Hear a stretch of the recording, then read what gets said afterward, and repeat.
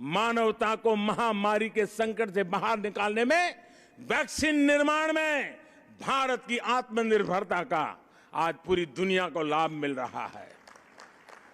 आज भारत के पास वैक्सीन का सामर्थ्य है तो वसुधैव कुटुंबकम के भाव से हम सबके दुख दूर करने में काम आ रहे हैं।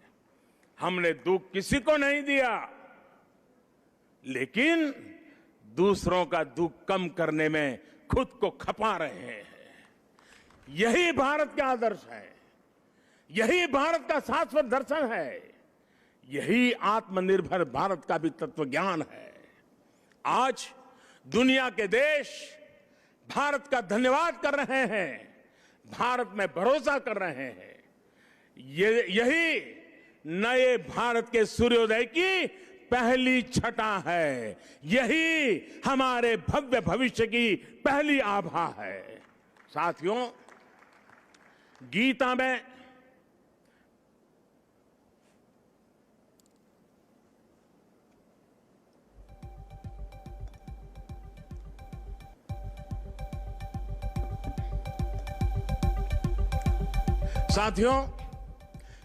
में भगवान श्री कृष्ण ने कहा है, सम दुख सुखम धीरम सह, सम दुख सुखम धीरम सह अमृतत्वाय कल्पते। अर्थात जो सुख दुख आराम चुनौतियों के बीच भी धैर्य के साथ अटल अडिग और सम रहता है, वही अमृत को प्राप्त करता है, अमरत्व को प्राप्त करता है। अमृत महोत्सव से भारत के उज्जवल भविष्य का अमृत प्राप्त करने के हमारे मार्ग में यही मंत्र हमारी प्रेरणा है। आइए हम सब दृढ़ संकल्प होकर इस राष्ट्र यज्ञ में अपनी भूमिका निभाएं। साथियों, आजादी के अमृत महोत्सव के दौरान देशवासियों के सुझावों से, उनके मौलिक विचारों से अनगिनत असंख्य आइडिया निकलेंगे। कुछ बातें अभी जब मैं आ रहा था तो मेरे मन में भी चल रही थी। जन भागीदारी, जन सामान्य को जोड़ना। देश का कोई नागरिक ऐसा न हो कि इस अमृत महोत्सव का हिस्सा न हो। अब जैसे मान लीजिए हम छोटा सा एक उदाहरण दें। अब सभी स्कूल कॉलेज आजादी से जुड़ी हुई 75 घटनाओं का संकलन करें। हर स्कूल तय करे कि हमारी स्कूल आजादी के 75 घटनाओं का संकलन करेगी। 75 ग्रुप बनाए, उन घटनाओं पर वो 75 विद्यार्थी, 75 ग्रुप, जिसमें 800, 1000, 2000 विद्यार्थी हो सकते हैं। एक स्कूल ये कर सकता है।